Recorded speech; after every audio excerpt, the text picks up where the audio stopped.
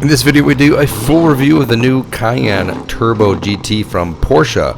We give it some revs, we give it some launch controls, we measure the 0 to 60 and quarter mile times, and also, we unfortunately crashed my brand new DJI drone that's supposed to avoid trees, but doesn't do such a good job.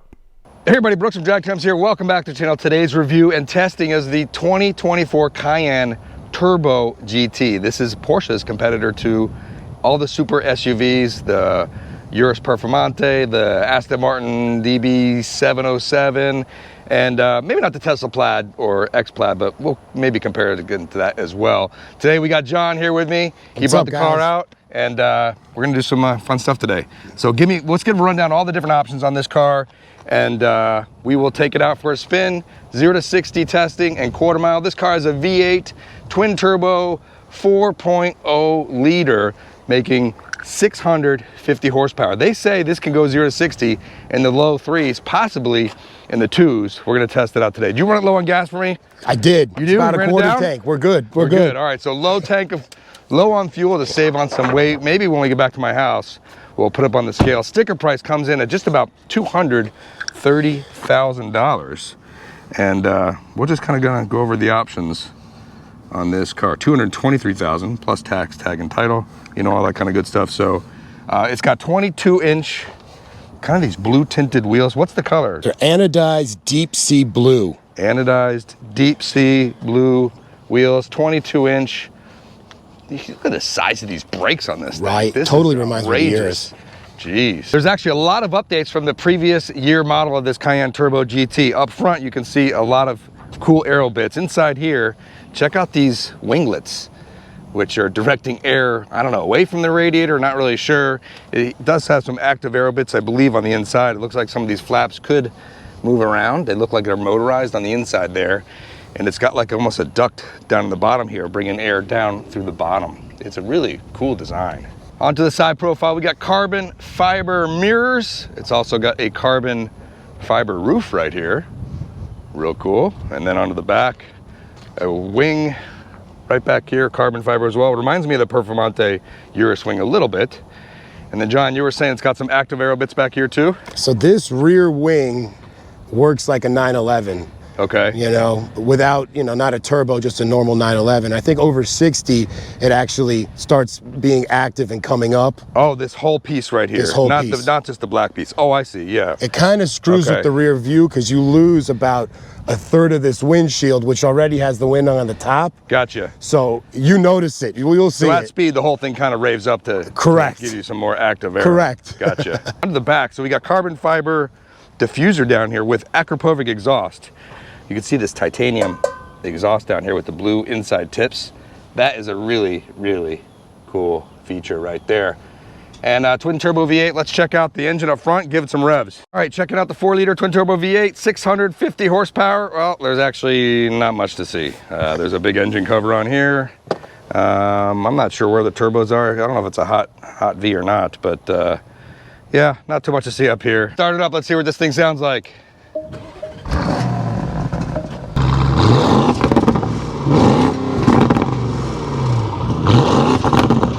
All right, it's not crazy loud, but it does has a little bit of pops and crackles, but I think the revs are a little bit low. All right, with the outside covered, let's jump inside, check inside the car. We got a mix of leather and Alcantara, which I love. Like that mix right there, because this is super comfortable and probably pretty grippy when you're driving around. The new, what is this, like a 12-point-something inch curved display, they say? I believe so. This one is curved. Oh, this and might these be the two, curved one. Yep, these two are the same. And then we have two in the rear.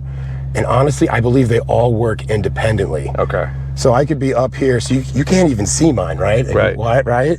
So it's set up in like a blinding way for the driver. There's a display there I can't see? You can't see it right now. Like with the camera, I don't know. Oh see it? God, yeah, look at that. Okay.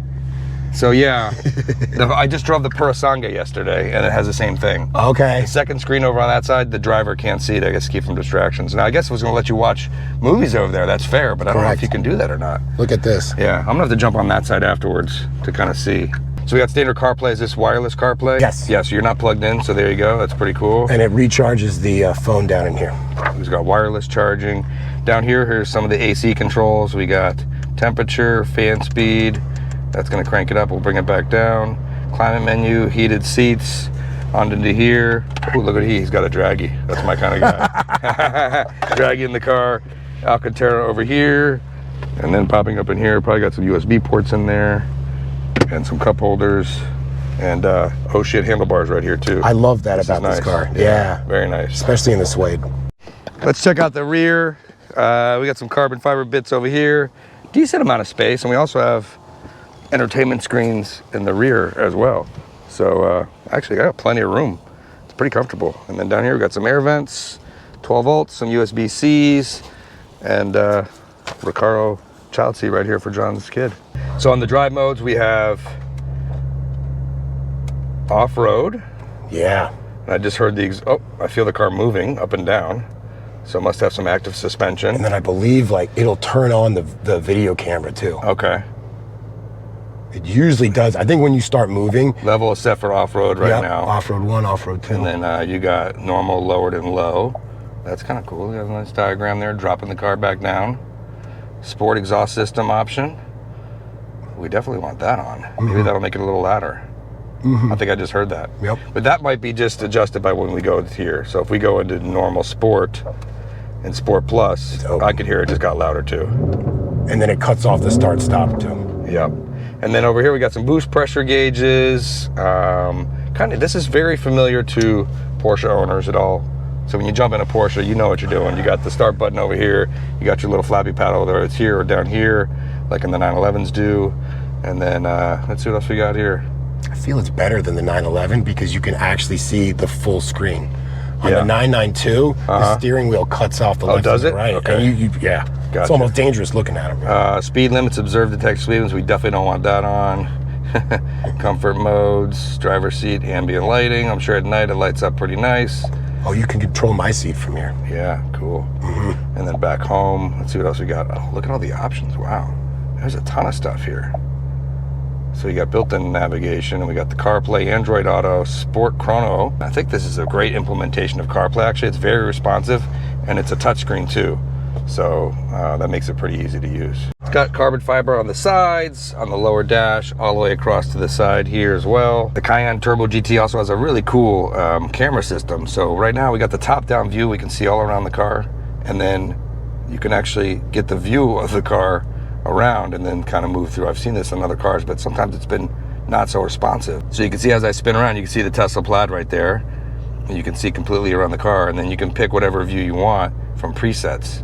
So you want to look there, you want this view, side view, right view, and on this camera as well. And then if you go back into here, you can kind of see, you know, front and back. So 360 cam, they did a pretty good job. This must be like a little washer to wash the camera in the back. Oh, look at it. Look at it. Oh yeah. Just wash the camera. So in case your cameras get dirty, you can wash the cameras as well. There's just a ton of screens. Sitting from over here, I can see all the screens, but on the driver's side, you can't. So you got the driver display, the center display, and then over here, the passenger display, which has a privacy screen. So as you come on this side, everything just disappears. But I believe you can play movies. So let's see if we can play something here.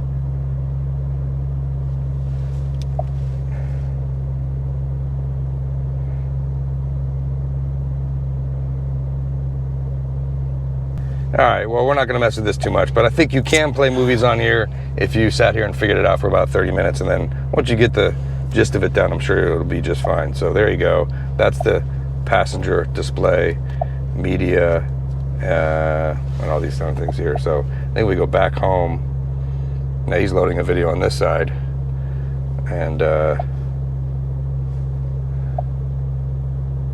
feel like I only get one bar on my phone. I mean, if you have a long road trip, I guess you have plenty of time to figure this out. Exactly.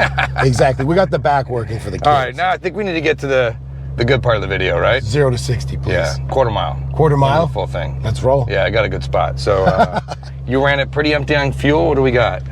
94 miles left. 94 miles I'm left? guessing that line is a quarter. Yeah, so we're just a little over a quarter of a tank. I would have been in an eighth, but I think we'll do fine. I'm gonna jump in, I'm gonna set up all the draggy stuff. You're gonna chase me in the Tesla Plaid. Now, you have never driven a Plaid before, right? I have not, no. All right, so this might be a life-changing experience for John. He's never experienced true power. I've driven like and torque. Teslas, but not a Plaid. Not a Plaid. I'm assuming it's another level. It's a different world. All right, so I'm gonna hook up the draggy stuff. We're gonna head out, do the test, and then head back up and finalize the review. Behind the wheel of the Cayenne Turbo GT, we're just gonna start off in regular, normal mode. Just see how this car feels. I feel pretty high up. I think I can maybe drop down the seat a little bit. Right now we're in just normal mode. It's got automatic start and stop, so it's starting and stopping the motor. And then let's give it a little juice. Oh, it's got some good torque. I just drove the Purosangue yesterday, and I gotta say, this has a lot more torque down low than that V12 normally aspirated. But wow, the Purosangue really screams up top. Now we got the drive modes here. We're gonna go ahead and move it into Sport and Sport Plus. That should change the dynamics of the car pretty good. It just got a little bit louder, and it's definitely, whoa, more responsive. And you can feel it holding the shifts up higher too. There is a red button right here for the, I believe it's the Sport Response Plus that gives you 20 seconds of extra power. Yeah, nice. Now you can feel it downshifting and some pops and crackles back there. It might be hard to hear though.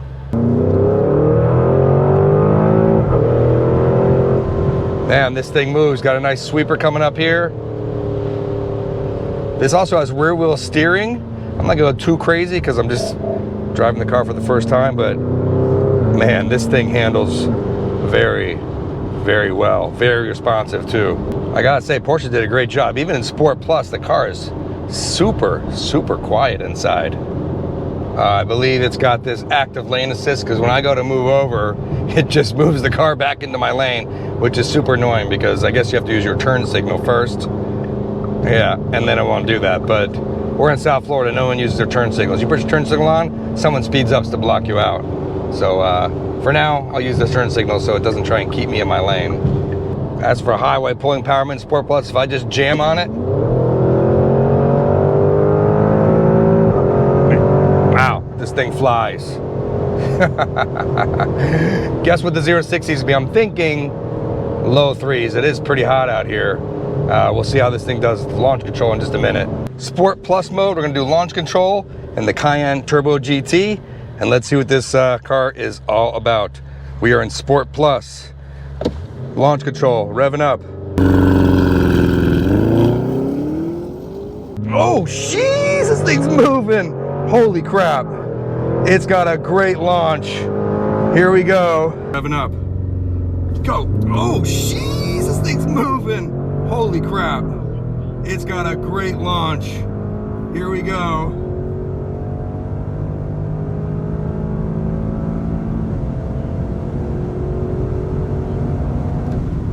First try, 0-60, 3.3, and with the one for it was 3.07. Quarter mile came in at 11.4, I believe, at like 119. This is like dead even with the Urus Performante that I tested a while back. Now don't forget, weather's a bit hot, so we got to give it a little bit of slack for the weather. But man, this thing does really well, especially given the price tag, $220,000. Now will it compete with the Tesla Model X Plaid? Of course not, but this could be right up there with some of the quickest gas-powered SUVs out there.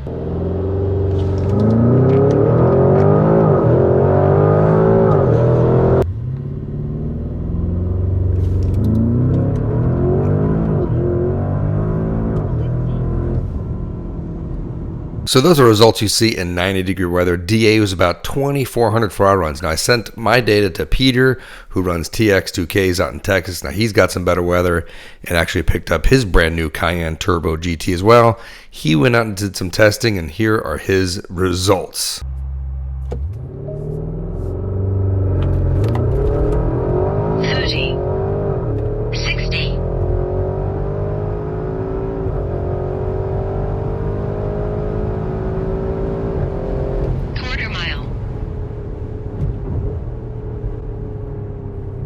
So here are the results in better weather. You can see the DA in here is 671 feet, 57 degrees versus 90 degrees. And obviously the results are way better. We get 0-60 in 2.94 and 2.72 with the rollout And the quarter mile came in at 10.9 at 123 miles an hour.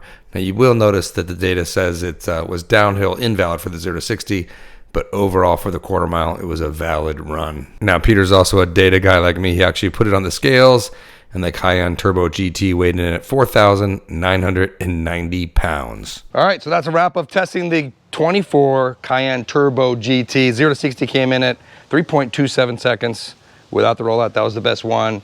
Quarter mile was 11:40 at like 119. It is very close to a Performante Urus. Right. I think when we race these two, I think we're racing them in 2 weeks. Yep. Yeah, I mean, so we should have Performante or regular Urus versus this down the drag strip. It's gonna be super cool to get that done. And yeah, it drops about 119, 120 miles an hour. Now don't forget the weather's super hot air. It's like 2,400 DA. So if the weather gets a little better in 2 weeks, we'll be much better off. I'm praying for it. I think we'll get it. Yeah, I mean, launch control is awesome. The car's super comfortable on the road in the normal modes. Crank them to Sport Plus, hit the chrono button. It's got those downshifts, it's got the crackles. Flies. And yeah, it's awesome. Maybe we'll bring out a Model X, you can race that too. Oh, let's try that. Yeah? You go for that? Right, and I get smoked. I'll post it, right? No, we post everything. So I don't know if this is the quickest SUV without electric power. It might be. I think it's pretty close. That's it. It's this or the Perf, right? This or the Perf, or I haven't done any testing on that Aston Martin DB707 either. Okay. But I don't think it's as fast. I don't think so either. Yeah, so. Yeah. Yep, there we go. As always, thanks for watching. Enjoyed the video. Hit the thumbs up, helps the video on the channel, and we'll see you next video.